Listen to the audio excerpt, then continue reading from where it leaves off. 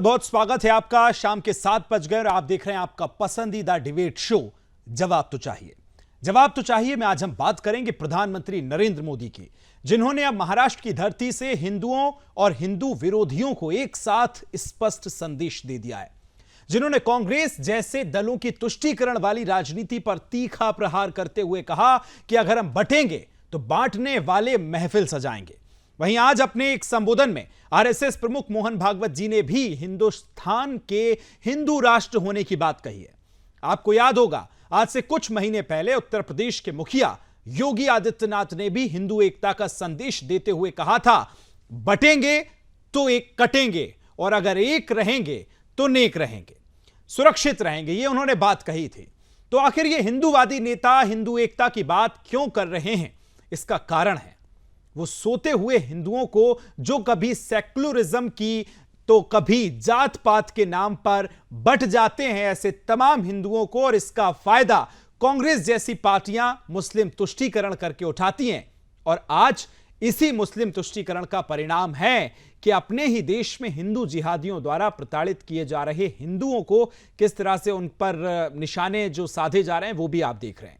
हिंदुओं की आबादी लगातार घट रही है, जगह जगह हिंदू पलायन करने को मजबूर हैं, और आज इसी के चलते हिंदू एकता की कमी के कारण हर एक दिन हिंदू त्योहार जिहाद के निशाने पर चला जा रहा है।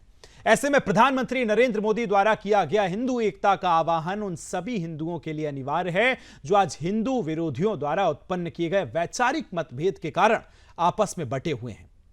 आखिर ऐसे में सवाल यह है कि हिंदुओं को आपस में बांटने वाले कौन हैं? कब होगा हिंदुओं के सेक्युलरिज्म का मोह भंग? जात पात छोड़ हिंदू कब आखिर एक होंगे? हिंदुओं के बंटवारे का फायदा जिहादी कब तक उठाते रहेंगे और हिंदू एकता आखिर कब खत्म होगी? यह सबसे बड़ा सवाल है। तुष्टीकरण की गंदी राजनीति पर कब ब्रेक लगेगा? ये तमाम आज बड़े सवाल हैं। इन्हीं सवालों के इर्द गिर्द इनके जवाब तलाशने की कोशिश करेंगे। हमारे साथ पूरा पैनल खास मेहमानों का जुड़ गया है, उनसे भी आपका परिचय करवाएंगे, लेकिन उससे पहले एक बहुत छोटी सी रिपोर्ट आपको दिखाते हैं और रिपोर्ट के बाद जब वापस आएंगे तो चर्चा करेंगे।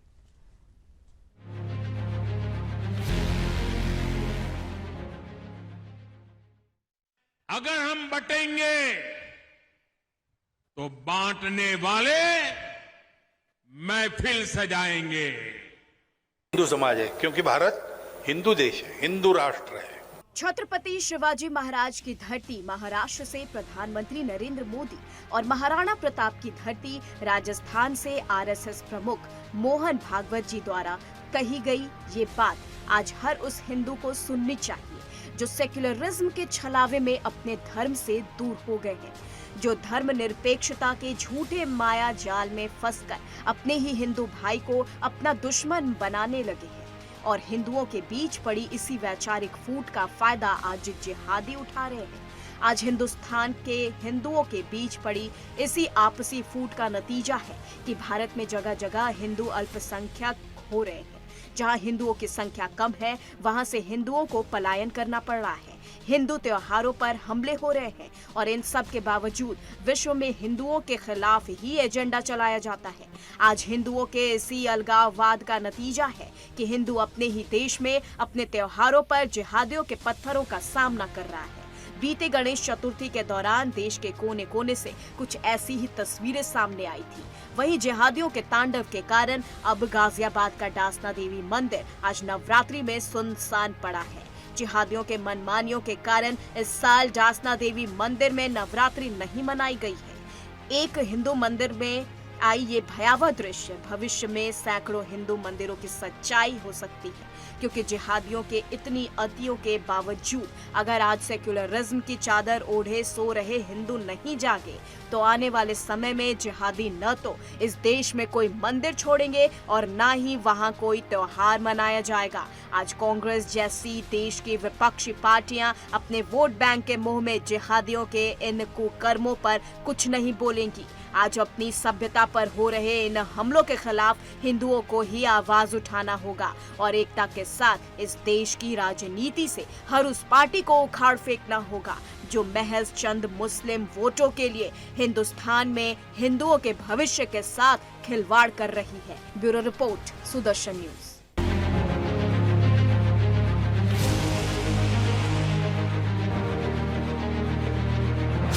आपने रिपोर्ट देखी और सुना कि आखिर क्यों ये जो प्रधानमंत्री ने बयान दिया है, उनके साथ मोहन भागवत जी का एक तरफ बयान सामने आया और कुछ दिन पहले योगी आदित्यनाथ ने जो बयान दिया था वो भी आपको याद होगा। लेकिन अभी प्रधानमंत्री और मोहन भागवत जी ने क्या कुछ कहा है वो एक बार आपको और सुनवा देता हूं, उसके बाद सीधे चलेंगे डिबेट पर। कांग्रेस और उसके साथियों का एक ही मिशन है, समाज को बांटो, लोगों को बांटो और सत्ता पर कब्जा करो। इसलिए हमें अतीत से सबक लेना है। हमें हमारी एकता को ही देश की ढाल बनाना है। हमें याद रखना है, अगर हम बटेंगे तो बांटने वाले महफिल सजाएंगे। भारत माता की पुत्र है और इसलिए भारत माता के लिए जिएंगे मरेंगे। लेकिन भारत में भारत के लिए जिम्मेवार समाज कौन सा है? वो हिंदू समाज है, क्योंकि भारत हिंदू देश है, हिंदू राष्ट्र है। परंपरा से, प्राचीन समय से यहाँ पर हिंदू लोग रहते आए। हिंदू नाम बहुत बाद में आया, लेकिन उस समय से जो रहते आए थे उन्हीं को हिंदू नाम मिला। बहनों और भाइयों, राष्ट्र से बढ़कर के कुछ नहीं हो सकता, कुछ नहीं हो सकता। और राष्ट्र तब सशक्त होगा जब हम एक रहेंगे, नेक रहेंगे, तभी नेक रहेंगे। बटेंगे तो कटेंगे। मैंने तीनों बयान आपको इसलिए सुनवाए कि एक बार आप सुने और इसके बाद जो विवाद शुरू हुआ है, अलग अलग जो प्रतिक्रियाएं सामने आ रही हैं, कुछ लोगों को इससे समस्या भी पैदा हो गई है कि आखिर ऐसा क्यों कहा गया है, कुछ लोगों को डर सता रहा है कि भाई इस बयान के मायने क्या हैं। ये सभी पर चर्चा करेंगे। पूरा पैनल मेरे साथ जुड़ गया है। खेमचंद शर्मा भारतीय जनता पार्टी से प्रवक्ता जुड़ गए हैं, बहुत स्वागत है। रतन तिवारी जी जुड़ गए, कांग्रेस पार्टी से प्रवक्ता हैं, आपका भी बहुत बहुत स्वागत है। अमितोष पारिक जुड़ गए, बीएचपी से प्रवक्ता हैं, आपका भी स्वागत है। अजय गौतम जी मेरे साथ जुड़ गए, हिंदू धर्म गुरु हैं, गौतम साहब बहुत बहुत स्वागत है आपका। हाजी नाजिम मेरे साथ जुड़ रहे हैं, मुस्लिम स्कॉलर हैं, आपका भी बहुत बहुत स्वागत है। चर्चा की शुरुआत सबसे पहले अजय गौतम साहब आपके साथ करना चाहता हूं। आज हम देख रहे हैं कि एक के बाद एक जो लाइन है कि बटेंगे तो कटेंगे। मुख्यमंत्री योगी आदित्यनाथ ने जब यह बयान दिया तो बहुत सारे लोगों को बड़ी समस्याएं हो गई कि साहब अरे ये क्या कह दिया। उसके बाद प्रधानमंत्री ने कहा कि बटेंगे तो बांटने वाले महफिल सजा लेंगे। और अब मोहन भागवत जी का बयान, तो मैं आपसे यह जानना चाहता हूं कि हिंदू धर्म गुरु होने के नाते आप ये बताइए कि यह बयान की जरूरत अब क्यों आन पड़ी और क्यों यह बयान जरूरी है। गौतम साहब। देखिए, ओम जयंती मंगला काली भद्रकाली कपालिनी दुर्गा क्षमा शिवा धात्री स्वाहा सुधा नमोस्तुते। जिस प्रकार से आप देखिए, लगातार हमारी देश की पार्लियामेंट के अंदर अलग अलग राजनीतिक दल तुष्टिकरण की नीति के कारण जातिगत जनगणना की मांग करते हैं। देश में ये तय करने की कोशिश करते हैं कि किस जाति का कितना वर्चस्व हो, उसको अलग अलग समुदाय, अलग अलग वर्ण के अंदर बांटने का प्रयास करते हैं ताकि हिंदू जातिगत राजनीति में उलझ जाए और अपने अपने हिस्से की भागीदारी की लड़ाई लड़े और धर्म को छोड़ के धर्म से विमुख हो जाए और जाति के प्रति अपने आस्थावान हो जाए। और उसके लिए जाति पहले राष्ट्रवाद में हो, जाति पहले धर्मवाद में हो। इस तरीके की जो तुष्टिकरण की जो नीति है, इस जो हमारे विपक्षी दल है, उसको लेके ऐसा लग रहा है कि ये कहीं ना कहीं सनातन धर्म को विभाजित करने के लिए, सनातन धर्म को अलग अलग डिवाइड करने के लिए, सनातन धर्म को जातियों में बांट के कमजोर करने का एक सोचा समझा संगठित प्रयास तुष्टिकरण के कारण कुछ राजनीतिक पार्टियां कर रही हैं। जिससे होगा क्या, अगर कल को यादवों की लड़ाई है तो सिर्फ यादव लड़ेंगे, जाटों की लड़ाई होगी तो जाट लड़ेंगे, बनियों की लड़ाई है बनिए लड़ेंगे, ब्राह्मणों की लड़ाई होगी ब्राह्मण लड़ेंगे। लेकिन अगर सनातन धर्म की बात होगी तो कोई नहीं लड़ेगा और सनातन धर्म के लोग बटे रहेंगे तो कटते रहेंगे। सनातन धर्म के लोग अलग अलग रहेंगे तो कभी एकत्र नहीं होंगे। सनातन धर्म पर हमला होगा तो जो हमें बांटने वाले हैं उनके यहाँ महफिलें संजेगी। यही बात प्रधानमंत्री जी ने कही है, यही बात योगी आदित्यनाथ जी ने कही है और यही बात मोहन भागवत जी ने कही है कि देश में राष्ट्र और धर्म पहले होना चाहिए, सनातन धर्म पहले होना चाहिए, हिंदू धर्म पहले होना चाहिए। आपके जाति से महत्व रखते हैं, ठीक है, जाति करते हैं उसकी भाई रतन तिवारी जी वो कह रहे हैं कि एक रहेंगे तो नेक रहेंगे। इसमें मुझे ये बताइए कि गलत क्या है और इसमें ऐसी कौन सी राजनीति है जो बांटने वाली है, जो आपके पार्टी के कई नेता कह रहे हैं कि ये तो बांटने वाली राजनीति और तुष्टीकरण की राजनीति हो गई है, तो कैसे जरा बताइए। सबसे पहले मैं आपको नमस्ते करता हूं विकास जी, नमस्कार। और अपने मित्रों को भी नमस्कार करता हूं। देखिए, भारतीय जनता पार्टी आज ये जो भाषण प्रधानमंत्री दे रहे हैं, उससे पहले योगी आदित्यनाथ ने भी भाषण दिया कि बटेंगे नहीं तो कटेंगे। ये बातें वह लोग कर रहे हैं जो कभी धर्म के आड़ में, मजहब के नाम पे ये देश को बांटने का काम करते हैं। देश में भाई भाई को लड़ाने का काम कौन करता है विकास जी? आपने भी देखा होगा, देश की जनता देख रही है। जो व्यक्ति श्यामा प्रसाद जी के साथ, मुस्लिम लीग के साथ मिलकर सरकार बना ले, महबूबा मुफ्ती के साथ मिलकर जम्मू कश्मीर में सरकार बना ले, जिन्ना की लड़की से पैसा लेके अपनी पार्टी चला ले, वह लोग देश में धर्म की बात करने निकले हैं। मैं तो कहता हूं ये भारत धर्म निरपेक्ष राष्ट्र है। इसमें सभी धर्म के लोगों को रहने का, अपनी भाषा बोलने का, अपने हिसाब से रहने का पूरा अधिकार है। तो भारतीय जनता पार्टी जो व्यक्ति कहता था सबका साथ सबका विकास, वह व्यक्ति आज धर्म की बात करने लगा है। अरे आप देश के प्रधानमंत्री हो, आप गरिमामयी पद पे विराजमान हो, आपको उस गरिमा का ध्यान रखना चाहिए। सबका साथ सबका विकास की जो बात नहीं है, तो क्या उस पे गलत ध्यान क्या रखना बोला है, चाहिए। मुझे ये बताइए कि आपको आपत्ति किस चीज से, इस पूरे बयान में आपत्ति किस चीज से, वो कोट कीजिए। नहीं, वो क्या कहना चाहते हैं, वो क्या कहना चाहते हैं वो बताना चाहिए उनको। क्या मुस्लिम इस देश में नहीं रहते? क्या इस देश को आजाद कराने में मुसलमानों का योगदान नहीं रहा है? वो क्या कहना चाहते हैं प्रधानमंत्री जी? जो योगी आदित्यनाथ जी कह रहे थे कि 20% मुसलमानों के वोट नहीं चाहिए, असम के मुख्यमंत्री कह रहे थे 20% मुसलमानों के वोट नहीं चाहिए। अरे भैया, जब मुसलमानों के वोट नहीं चाहिए तो खेमचंद शर्मा जी आ रहा हूं आपके पास। उससे पहले अमितोष पारिक जी आपके पास आ रहा हूं, जरा आप समझाइए क्या ये समझना चाह रहे हैं रतन तिवारी जी सही है, और जो समझाना चाह रहे हैं वो भी सही है? उसके बाद खेमचंद शर्मा जी आपके पास आ रहा हूं।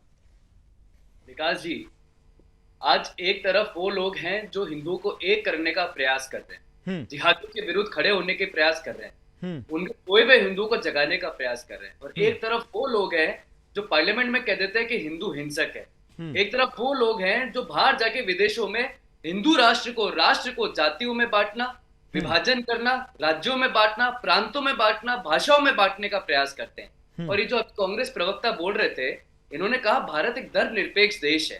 तो मैं सबसे पहले तो इनसे पूछ लेता हूं कि ये तो मैं बाद में तय करूंगा कि भारत धर्मनिरपेक्ष देश है और जनता बाद में तय करेगी। पहले तो ये बता दे कि धर्मनिरपेक्षता भारत के संविधान में आया कब था भाई? कब आया था? जिसको इसकी जानकारी नहीं है, जो संविधान की गुहार लगा के घूमते रहते हैं, हाथ में संविधान की किताब पकड़ के जातियों में बांटने का हिंदू को प्रयास करते हैं, जो सनातन धर्म की भाषा से भी परिचित नहीं है, वो ये कहते हैं कि धर्मनिरपेक्ष देश है। आप लोग वही लोग हो ना जो इस तरह से जवाब दे वर्षों दीजिए, तक देश के भारत तिरंगे की का संविधान अपमान लागू किया। कब हुआ था? पहले तो मुझे नागपुर मुख्यालय पे तिरंगे को जलाने का भारत काम का किया। संविधान लागू कब रतन हुआ जी था?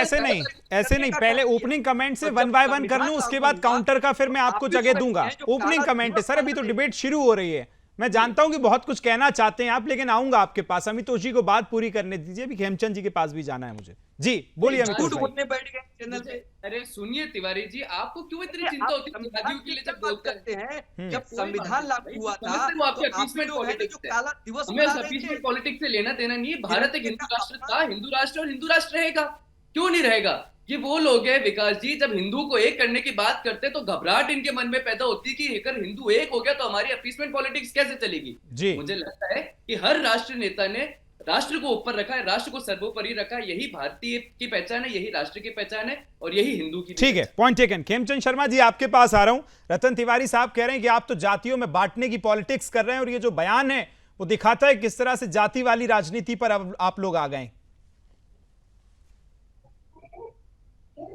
आप सभी को नवरात्रों की हार्दिक शुभकामनाएं। जी देखिए रतन भाई जिस तरीके से बातें कर रहे थे कि भाई जिन्ना की बेटी से पैसे ले लिए और मुस्लिम लीग के साथ सरकार बना ली, ऐसी आलतू फालतू की बिना सिर पैर की बातें कर रहे हैं।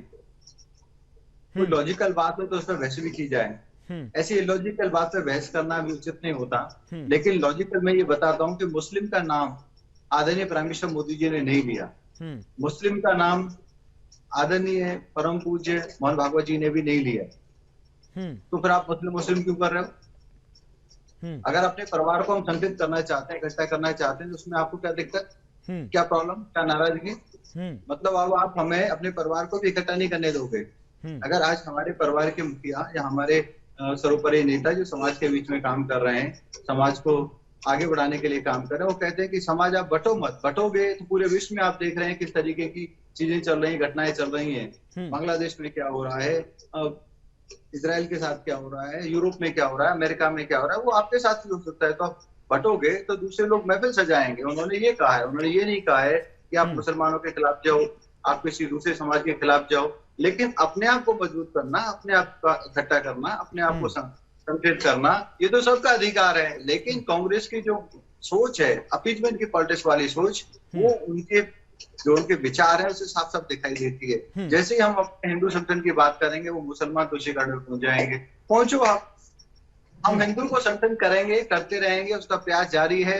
काफी तक हिंदू संगठित रहा, तभी आप सत्ता से बाहर हैं, तभी आज भारत तेजी से आगे बढ़ रहा है। 10वें नंबर से 5वें नंबर पहुंचा, 5वें नंबर से 30वें नंबर पे आएगा। आज हर फील्ड में, हर डिपार्टमेंट में, हर सेक्टर में भारत लीड कर रहा है। पूरा विश्व आज भारत की तरफ देख रहा है। और अगर जी पॉइंट टेकन। खेमचंद शर्मा जी, लौटूंगा आपके पास। अब हाजी नाजिम अभी तक नहीं जुड़े, शायद तैयारी कर रहे होंगे, थोड़ी और कर लेने देते हैं, फिर आएंगे तो बातचीत करेंगे। मैंने हालांकि बहुत पहले समय दे दिया था। रतन तिवारी जी, मैं आपसे ये पूछना चाह रहा हूं, जो खेमचंद जी ने भी जिक्र किया, मितोष भाई ने भी किया, अजय जी ने भी किया, कि अगर ये कहा कि हिंदू कटेगा तो, अगर बटेगा तो कटेगा, इसमें तो ना किसी का नाम लिया, ना किसी और की हमने जाति का नाम लिया, वो ये कह रहे हैं, तो फिर इसमें आपको क्यों ये कहना पड़ रहा है कि इस देश में मुस्लिम भी रहता है? तो भाई कौन मना कर रहा है? हम भी मानते हैं रहता है। मैं तो आपको कह रहा हूं ना कि पूरी राजनीति भाजपा की हिंदू मुसलमानों के नाम पे चल क्या रही है। वोट वाली जो राजनीति है वो प्रभावित हो जाएगी क्या अगर नहीं मुस्लिम नाम लेंगे तो? आप, मैं क्लियर कर देता हूं। देखिए, जाति के आधार पे राजनीति कौन करता है? ये भाजपा करती है। ये पूरा स्पष्ट है। अगर आप जाति से ऊपर उठकर काम करना चाहते हैं तो आप जाति को देख के टिकट क्यों देते हैं? नहीं, जाति को, आप जो जाति वाली राजनीति की बात कर रहे हैं उसी पर ब्रेक लगाया था योगी आदित्यनाथ ने, कह के कि बटेंगे तो कटेंगे, एक रहेंगे तो नेक रहेंगे। आपकी पॉलिटिक्स में वहीं ब्रेक लग गया था। अब तो कुछ नया लाई है। कह रहा हूं ना, मैं तो आपसे कह रहा हूं कि यहाँ पे आप लोग सब बैठे हैं, मैं सबसे बड़ा हिंदू हूं और मैं ब्राह्मण परिवार से आता हूं। मैं बहुत बधाई आपको इस बात की। नहीं, मैं आपको बता रहा हूं ना, कांग्रेस पार्टी की कोई धर्म नहीं है, कोई जाति नहीं है, लेकिन भाजपा इस देश में नफरत की दुकान खोल रही है और नफरत की बाजार में मोहब्बत की दुकान हम लोग खोलने निकले हैं। और भाजपा का जो षड्यंत्र है, भाजपा का जो ये कार्य प्रणाली है, उसे देश की जनता ने रोक दिया है। आप देखिए ना, जो 400 पार का आंकड़ा बताते थे, आज ये 240 पे आके लटक गए हैं। बैसाखी के सहारे इनकी सरकार चल रही है। नहीं, बहुत अच्छी बात है। आप कह रहे हैं कि मुझसे बड़ा हिंदू कोई नहीं है, पर क्या आप वो राहुल गांधी वाले हिंदू तो नहीं है कि जो बांग्लादेश में अल्पसंख्यक पिटता है तो चुप हो जाते हैं? बंगाल में एक हिंदू बच्ची के साथ जो होता है उस पे नहीं बोलते हैं, लेकिन तिरुपति में लड्डू पे कुछ होता है तो सबसे पहले बयान आपका आता है। गाजा पे बाजा बजता है तो सबसे पहले आप ही के नेता बोलते हैं। वही वाले हिंदू तो नहीं है? आप क्लियर कर दीजिए। विकास जी, अभी मैं आपको क्लियर कर दूं। अभितोष जी कह रहे थे कि राहुल गांधी जी ने सदन के अंदर कहा हिंदू हिंसक है। आप उस बयान को आप अपने चैनल पे चलवा दीजिए। अगर ऐसा राहुल गांधी जी ने कहा होगा, मैं इसी चैनल पे आपके सामने और पूरे देश के दर्शकों के सामने माफी मांग लूंगा। लेकिन वो बयान उन्होंने ये कहा था, हिंदू हिंसक कभी नहीं हो सकता। अगर कोई हिंसक है तो सामने बैठा नरेंद्र मोदी है। और उस नरेंद्र मोदी को देश की जनता ने, देश की ये भाजपा ने देश की जनता के साथ जोड़ दिया। अरे हिंदुत्व के ठेकेदार बनना बंद कर दे नरेंद्र मोदी जी। इस देश की जनता, इस देश की युवाओं, मुस्लिमों का ठेकेदार बनना तो बंद कर दो। आपने जैसे मुस्लिम का नाम भी नहीं लिया गया और आपने मुस्लिम का नाम लेके पूरा अलाप पूरा गा दिया। आप गाना गाने लग गए। आप ना तो मोदी जी ने नाम लिया, ना किसी और ने नाम लिया। हम अगर हिंदू संगठन की बात कर रहे हैं तो आपको मुस्लिम खतरे में दिखाई देता है। आप यूरोप में जाके, वहां पे आप यूनिवर्सिटी में जाके भाषण दोगे कि मुस्लिम खतरे में है। आज आप पूछो, आप किसी भी मुस्लिम कंट्री में जाके पूछो कि वो वहां का मुसलमान कहाँ रहना चाहता है, अगर उनको मौका मिले। आप अफगानिस्तान में देखो, लाखों की संख्या में वो अपने देश को छोड़ के भाग रहे थे और इवन भारत में आने की कोशिश कर रहे थे। ठीक है, अजय गौतम जी के पास जा रहा हूं मैं। बोलिए गौतम साहब। देखिए, देश के पहले तो पाकिस्तान में नहीं चले जाते है। आवाज बढ़ा दीजिए थोड़ी। इस देश का आवाज आ रही है सर? हाँ जी, आ रही है। बोलिए बोलिए। कह रहा हूँ, देश की पार्लियामेंट में खड़े होकर जब देश का प्रधानमंत्री ये कहे कि इस देश के जो सार्वजनिक संसाधन है, भौतिक संसाधनों पर पहला जो हक है वो बहुसंख्यक का नहीं है, यहाँ के अल्पसंख्यकों का है, तो वो तुष्टिकरण की नीति कहाँ से आती है? मैं राजनीतिक विषय पे बात नहीं करूंगा। राम सेतु काल्पनिक है, इसको तोड़ देना चाहिए, इसका हलफनामा देने वाली भी एक विशेष सरकार थी। राम काल्पनिक पात्र हैं।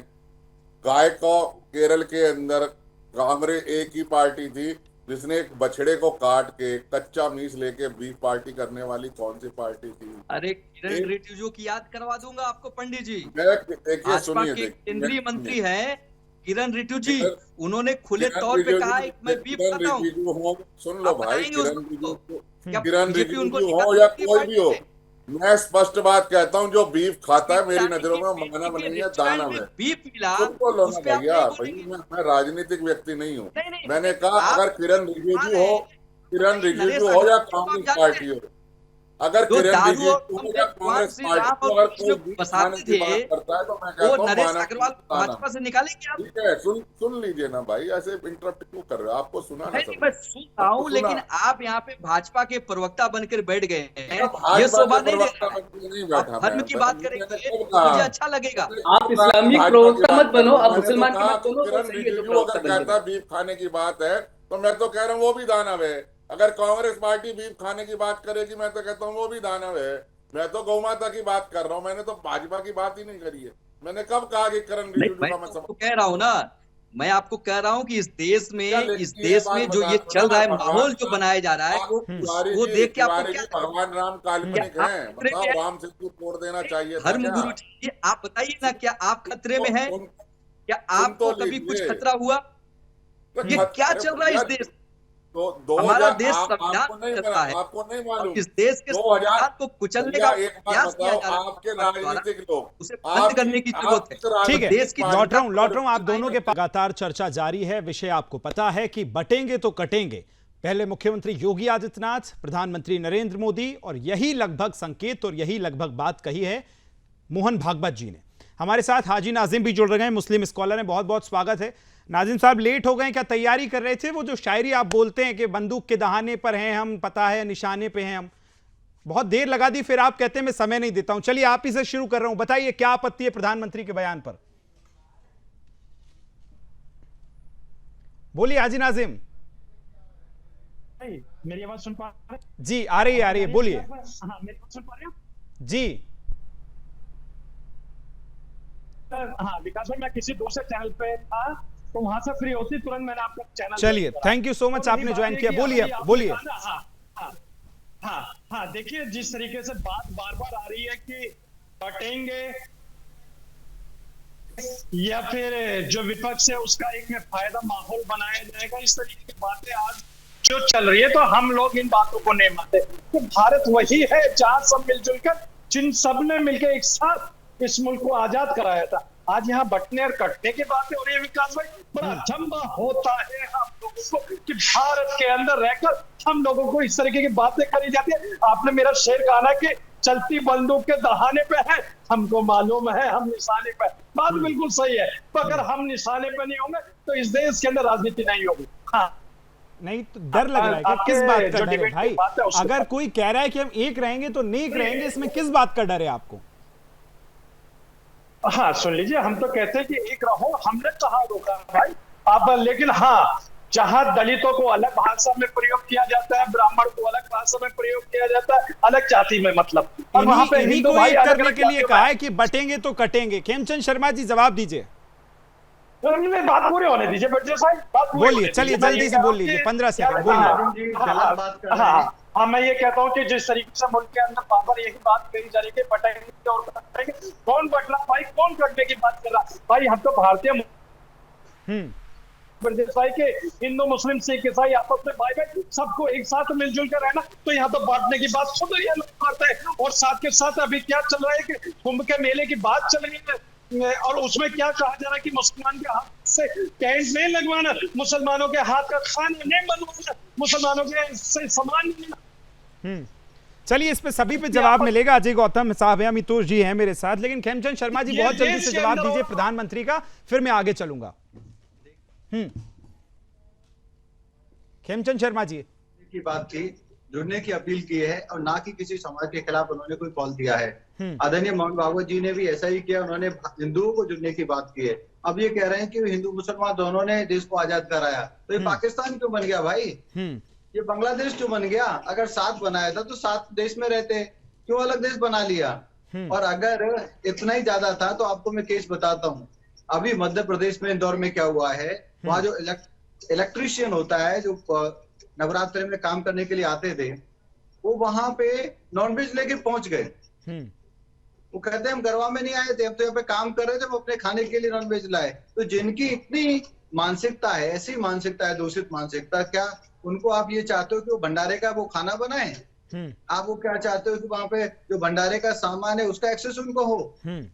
अगर आप मुस्लिम हो और आपको इतनी वो नहीं है कि भैया हिंदुओं का त्योहार चल रहा है, पंडाल के आसपास भी नॉनवेज नहीं आना चाहिए, और आप नॉनवेज लेके आ रहे हो, इसका मतलब आपका मन है ही नहीं वैसा, और आप चाहते हो कि उनको सारी चीजों में शामिल कराया जाए।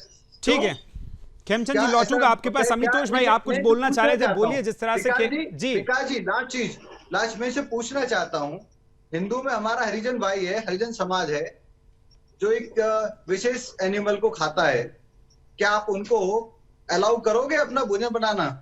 क्या आप अपना अलाउ करोगे उनको अपनी जो आपकी धार्मिक प्रक्रिया है उसमें वो आके सहभागी बने? आप मेरे को जवाब दे दीजिए, अगर आप हाँ करते हैं। ठीक है, जवाब लूंगा। अमितोष पारिक साहब कुछ कहना चाह रहे थे, बोलिए। विकास जी, मैं दोनों का जवाब देना चाह रहा हूँ, कांग्रेस प्रवक्ता रतन तिवारी का भी। अरे गलत बात। रुक जाइए हाजी नाजिम भाई, रुक जाइए, बोलिए अमितोष जी, बोलिए। जी, सबसे पहले तो मैं मुस्लिम स्कॉलर जो है वो लेट से जुड़े, लेकिन उनको मैं बता दूं कि जिस तरह से हिंदुओं की रक्षा करने के लिए हिंदू की जिम्मेदारी है, ये तो नहीं बताए कि हिंदू को कैसे एक होना चाहिए और क्या गंगा जमुना तहजीब की बातें 73 फिरकों में बटे हुए हैं, जो अहमदियों के ऊपर मैं लगातार। अरे हमें आपकी फिक्र है, हमारी छोड़ दीजिए। क्या हो गया? अरे हमारी छोड़ दीजिए, हमारे क्योंकि सुन लीजिए, अरे खतरे में आपके में बोले तो हमारी छोड़ दो। अरे खतरे में, अरे सबके बराबर की बात करते हैं ना। अरे राइट टू इक्वलिटी सबके पास है, राइट टू इक्वलिटी सबके पास है, इक्वल तरीके से बात कर लेते हैं। तो 73 फिरकों में बटे हुए जो अहमदियों की मस्जिद नहीं बोलने देते, जो दिन दहाड़े वहां पर अहमदियों का बलात्कार कर देते हैं, जिनके ऊपर राइट टू वोट नहीं है, जो शिया सुन्नी आपस में मुहर्रम में लड़ लेते हैं, वो हिंदुओं को आके सिखाएंगे कि हिंदू कैसे काफिरों को मानते हो, जो बुत परस्त लोग हैं वो गरबा में जाना चाहिए। तो भेजे भाई, क्यों कुंभ के मेले में आना है? कुंभ के मेले तो आप ना, लेकिन हिंदू काबा में नहीं जा सकता है, लेकिन इन्हें कुंभ के मेले में आना है, इन्हें गरबा के अंदर जाना है। पहले अपने आप को एक कर लो, पहले अपने मजहब को एक कर लो, फिर हिंदू को। अब आगे बात आते हैं। हो गया आपका हिंदू के ऊपर में तरफदारी आप नहीं जाने तो ज्यादा बेहतर होगा। ठीक है हाजी नाजिम, आपके पास आएंगे भाई। आपने बोल दिया, ऐसे कंटिन्यू मत बोलिए, बीपी बढ़ जाएगा। पानी वानी थोड़ा पी लीजिए। आपके पास आ रहा हूँ अमितोष भाई, आपके पास भी आ रहा हूँ। अजय गौतम जी के पास जा रहा हूँ, उसके बाद मुझे रतन तिवारी जी के पास भी जाना है। रतन तिवारी जी, मैं आपसे ये जानना चाहता हूँ, हाजी नाजिम जिस तरह से कह रहे हैं कि हम लोगों को निशाने पर हैं, दहाने पर हैं, भाई एक रहेंगे तो नेक रहेंगे, इसमें किसी को डर या किसी को दिक्कत क्यों होना चाहिए? सब अपनी अपनी बात करते हैं। कुछ तो ये भी कहते हैं कि 15 मिनट के लिए पुलिस हटा दीजिए तो हम बता देंगे कि हम क्या हैं। फिर उस समय कांग्रेस पार्टी नहीं बोलती है, वहां आपको जोड़ने तोड़ने वाला नजर नहीं आता है। जी रतन तिवारी जी, आपकी आवाज नहीं आ रही है रतन तिवारी जी। चलिए लौट रहा हूं आपके पास। गौतम साहब आपके पास आ रहा हूं, बोलिए। देखिए, अभी ये जो हाजी नाजिम साहब लेट हो गए, मेरे सूत्रों ने बताया ये भेष बदल के किसी गरबा पंडाल में घुसने की कोशिश कर रहे थे, इस वजह से ये लेट हो गए।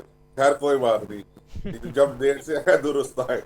और दूसरी बात ये है कि ये कह रहे हैं कि हमें तो नहीं जाने दे। अरे सुन लो भाई, सुन तो लो,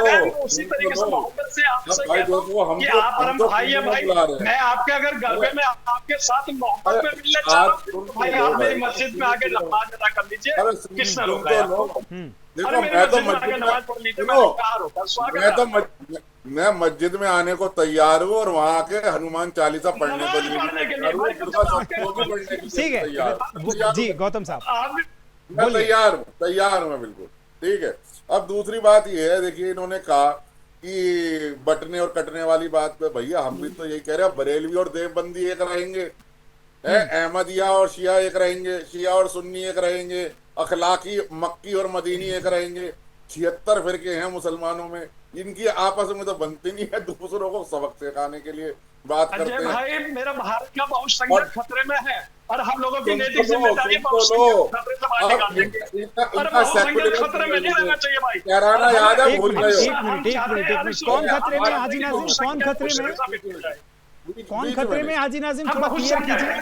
अरे बहुसंख्यक, हाँ विकास भाई, हमेशा बहुसंख्यक के बारे में कहा जाता है कि बहुसंख्यक खतरे में, तो भारत के मुसलमान अपने बहुसंख्यक की सुरक्षा करता है। कैराना यादव भूल गए, कैराना यादव भूल गए, सुरक्षा के लिए है। कैराना यादव आप फिक्र मत कीजिए, हम लोग मुसलमान संख्या में बढ़ेगा। देखिए कैराना के अंदर क्या हुआ, मुसलमानों की आबादी बढ़ी, हिंदुओं को घर बेचने के लिए मजबूर होना पड़ा। दिल्ली के अंदर सुंदर नगरी की रिपोर्ट आप ही ने चलाई थी, जहाँ बरेली के अंदर अगर एक मुस्लिम फैमिली का यहाँ पर अगर मकान ले लेता तो वहाँ पर उसके नारे लग जाता कि मकान केरल के अंदर, केरल के दक्षिण भारत के अंदर अजीम नाजिम, नारों की बात तो आप नहीं करें, नारों की आप तो नहीं बात करें। अपनी रामनवमी की यात्रा नहीं निकाल सकते, लेकिन आप लोग सिर्फ और सिर्फ कहने का मतलब ये है जहाँ जहाँ हिंदुओं को एकत्र रहने की आवश्यकता है, अगर आपको मिलके इन भस्मासुरों से, ये जो भस्मासुर है इनका सामना अगर आपको करना है तो आपको एकत्र रहना पड़ेगा, आपको ताकत में रहना पड़ेगा, आपको संगठित रहना पड़ेगा। कर दीजिए देश के अंदर, ये बंद कर दीजिए गौतम जी, ये मत चलाइए। ठीक है रतन तिवारी साहब, आवाज आ रही है आपको?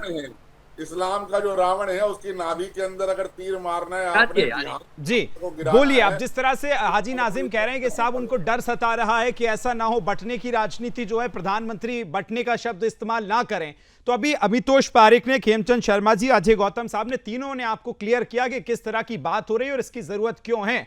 अब भी आपको लगता है कि एक रहेंगे तो नेक रहेंगे वाला जो नारा है उसमें कोई बांटने की बात हो रही है? विकास जी देखिए, आपने मेरे सामने तीन भाजपा से जुड़े हुए लोगों को बैठा दिया है, मैं तीनों जन को जवाब दूंगा, बड़े ईमानदारी से जवाब दूंगा। प्रधानमंत्री जो करते हैं वही कहते हैं, इसमें कोई शक नहीं है। मजहब के नाम पे, धर्म के नाम पे, कपड़े के आधार पे प्रधानमंत्री ने इस देश को तोड़ने का, इस देश को बांटने का बीड़ा उठा लिया है। मैंने एक सवाल आपसे किया था ना कि जो कहते हैं 15 मिनट के लिए पुलिस हटा दीजिए फिर हम बताएंगे कि कौन है, उस पे कांग्रेस पार्टी क्यों नहीं बोलती? उस पे बोलिए ना तिवारी जी। मोदी जी ने कहा नहीं, उस पे बोलिए ना तिवारी जी, उन्होंने बना के दिखाया। उस पे बोलिए ना तिवारी जी। मोदी जी ने कहा कि हम 1 करोड़ से ज्यादा परिवारों को सोलर के माध्यम से बिजली फ्री देंगे, वो करने का काम कर रहे हैं। ठीक है शर्मा, खेमचंद शर्मा जी आ रहा हूँ आपके पास, बोलने दीजिए थोड़ा तिवारी जी को, बोलिए भाई। अरे तिवारी जी बोलिए भाई, उनका भाई में थोड़ी दिक्कत अगर 15 मिनट के लिए बोलिए। नहीं मैं बता रहा हूं, अभी आ रहा है नेटवर्क जी। देखिए ओवैसी का भाई अगर 15 मिनट के लिए पुलिस हटाने की बात करता है, उस पर प्रधानमंत्री और भारतीय जनता पार्टी और सरकार कोई कार्रवाई नहीं करती। और राहुल गांधी जी अगर नरेंद्र मोदी को नहीं, उसके दोस्तों को अगर चोर कह देते हैं तो उनकी सदस्यता चली जाती है। तो कौन बी टीम है, क्या है वो नहीं, पार्टी होने के नाते आप भी तो कुछ करेंगे कि नहीं करेंगे भाई? आपकी समाजवादी पार्टी से गठबंधन है, उनके नेता कहते हैं रामचरितमानस की प्रतियां जला दीजिए। बंगाल में आपका ममता बनर्जी के साथ अलायंस है, वहां पर क्या हुआ उस पर आप एक नहीं बोले। बांग्लादेश में आपकी पार्टी के नेता प्रियंका गांधी, राहुल गांधी का एक बयान सामने नहीं आया। फिलिस्तीन में गाजा में जो हुआ था सबसे पहला बयान आपका था। तो आप भी तो जो पॉलिटिक्स है वो भी बोलने के हिसाब से कहां भाई वोट देखना है, कहां अपन को जाति देखना है।